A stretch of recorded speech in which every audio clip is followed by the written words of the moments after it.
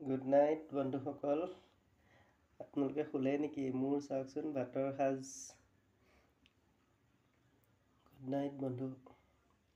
Good night বন্ধুসকল, আপোনালোকে শুলেই নেকি বাৰু?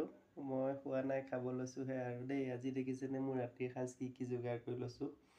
এইটো হৈছে আপোনালোকৰ শুকান মাছ আৰু বিলাহী, পিঁয়াজ, কেঁচা জলকীয়া ধুনীয়াকৈ ফ্ৰাই কৰি লৈছোঁ।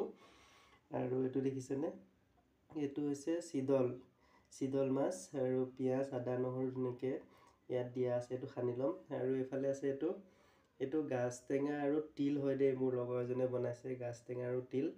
আৰু এইটো আছে বেঙেনা, আৰু আলু আৰু বিলাহী ধুনীয়াকৈ চব্জি বনাইছে। আৰু এয়া ভাত আছে লগতে। আজি ৰাতিৰ সাজ এনেকৈ খুব সুন্দৰকৈ এসাঁজ খাইছোঁ আৰু দেই। সকলোৱে শুকান মাছ আৰু চিদল মাছ নাখায়, কিন্তু চিদল মাছ খাব লাগে বা শুকান মাছ খাব লাগে, তেতিয়া অলপ আপোনাৰ মানে ভাল আৰু।